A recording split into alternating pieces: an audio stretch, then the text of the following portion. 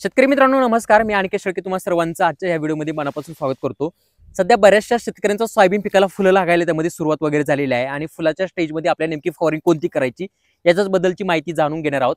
आणि शेतकरी मित्रांनो एक नवीन कॉम्बिनेशन मी तुम्हाला सांगणार आहे. बऱ्याच वेळेस आपण तेच औषधं बऱ्याच वेळेस वापरत असतो, पण नवीन काहीतरी आज ह्या व्हिडिओमध्ये वेगळं कॉम्बिनेशन तुम्हाला सांगणार आहे. निश्चित याचा फायदा तुम्हाला जास्तीत जास्त फुलं लागण्यासाठी त्यामध्ये होईल, कारण मी सुद्धा वैयक्तिक हे औषधं वापरून पाहिलेलं आहे. निश्चित तुम्हाला जास्त फायदा होणार आहे.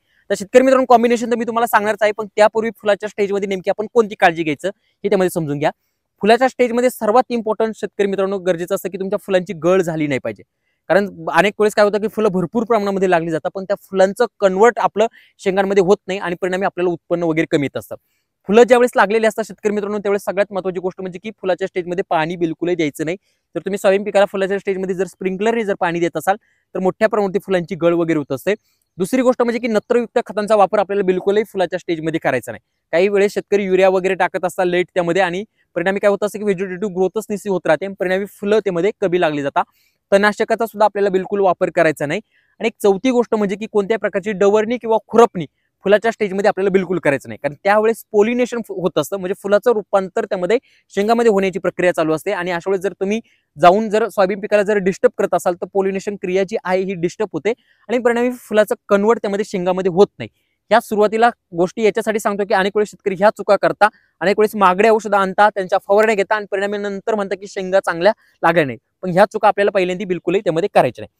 तर फुलाच्या स्टेजमध्ये शेतकरी मित्रांनो अनेक वेळेस आपण पेरणी करताना सुरुवातीला खतं वगैरे देत असतो, पण ज्यावेळेस फुलं लागायला सुरुवात होत असते जे काही पेरणी केलेली खतं असतात हे 40-45 दिवसांपर्यंत आपल्या पिकाला उपलब्ध वगैरे होत असतात. पण खरं तर ज्यावेळेस अन्नद्रव्याची गरज असते त्यावेळेस अन्नद्रव्य कमी पडलं जातं आणि परिणामी आपल्या सोयाबीनला फुलं वगैरे कमी लागली जातात. यासाठी एखाद्या आपल्याला विद्राव्य खताचा या ठिकाणी वापर करायचा आहे. आता विद्राव्य खताचा वापर करत असताना आपण ICL ची 8-16-39 नावाची ग्रेड या ठिकाणी वापरणार आहोत. याच्यामुळे काय होतं की जास्तीत जास्त फुलं लागले जातात आणि फुलाचं रूपांतर देखील चांगल्या प्रकारे शेंगांमध्ये व्हायला फायदा होत असतो आणि नंतर शेंगा देखील चांगल्या भरल्या जातात. 15 लिटरच्या पंपासाठी आपल्याला 100 ग्रॅम वापरायचा आहे आणि याच्यामध्ये इतर बाकी सुद्धा ट्रेस एलिमेंट आहे हे जे की फुलांची संख्या वाढवण्यासाठी फायदेशीर ठरत असतात, हे आपल्याला वापरायचं आहे. तसं शेतकरी मित्रांनो एक फुलाच्या स्टेजमध्ये महत्त्वाची अतिशय गोष्ट म्हणजे की अॅमिनो ऍसिडची गरज जास्त प्रमाणामध्ये असते, कारण अॅमिनो ऍसिड जर तुमच्या सोयाबीन पिकामध्ये जास्त प्रमाणामध्ये जर बनलेलं असेल तर फुलं जास्तीत जास्त निघले जातात आणि जास्तीत जास्त आपल्याला उत्पन्न यायला मदत होत असते. पण अनेक वेळेस अॅमिनो ऍसिड आपल्या सोयाबीन पिकाला कमी पडलं जातं. म्हणून शेतकरी मित्रांनो अॅमिनो बेस एखाद्या टॉनिकचा त्यामध्ये वापर करायचा आहे. तर अतिशय छान रिझल्ट देणारं जे टॉनिक आहे शेतकरी मित्रांनो ते म्हणजे की PI कंपनीचं अॅमिनो ग्रो ऍक्टिव्ह नावाचं टॉनिक आहे. मागच्याच वर्षी आलेलं आहे. भरपूर छान याचे रिझल्ट आपल्याला पाहायला मिळत असतात.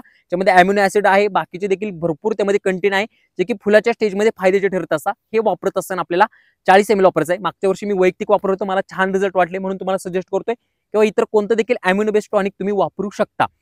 तसंच शेतकरी मित्रांनो आळी नियंत्रणासाठी एम्प्लिगो वापरा किंवा कोराजन वापरा किंवा वायगो वापरा. तिन्ही पण सारखेच त्यामध्ये कीटकनाशक आहे, म्हणजे एकाच ग्रुप मधले कीटकनाशक आहे, कोणतं देखील वापरू शकता. त्यामध्ये आपल्याला वापरत असताना वायगो वापरायचा आहे 10 ml, एम्प्लिगो जर वापरणार असाल तर 8 ml वापरा आणि कोराजन वापरणार असाल तर 6 ml वापरा. आणि बुरशीजन्य रोगांच्या नियंत्रणासाठी टिल्ट ह्या बुरशीनाशकाचा वापर करायचा आहे. स्वस्तात मस्त रिझल्ट देणारं बुरशीनाशक आहे. टिल्ट काय करतं शेतकरी मित्रांनो जास्त दिवसांपर्यंत फंगसला लॉक करून ठेवतं, परिणामी फुलांची गळ देखील त्यामध्ये होत नाही आणि फुलाच्या स्टेजमध्ये एक प्रकारची तुमची झाडांची सोयाबीनची वाढ आहे ही 10 ते 12 दिवसासाठी स्टॉप देखील करतं. याच्यामुळे काय होतं की व्हेजिटेटिव्ह ग्रोथ स्टॉप होते आणि परिणामी जास्तीत जास्त फुलं देखील निघायला फायदा होत असतो. हे वापरत असताना त्यामध्ये 10-15 ml आपल्याला वापरायचं आहे. अशा प्रकारे चारही औषधं मिक्स करा आणि फुलाच्या स्टेजमध्ये ही दुसरी फवारणी सोयाबीन पिकाला करून पहा. ही फवारणी करत असताना साधारणपणे आपल्याला 40 ते 45 दिवसांच्या दरम्यान करायची आहे. ज्यावेळेस 10% फुलं लागली जातात त्यावेळेस ही फवारणी करायची आहे. आणि ह्या फवारणीचे शेतकरी मित्रांनो रिझल्ट कसे येतात हे मला नक्की कमेंट करून सांगा.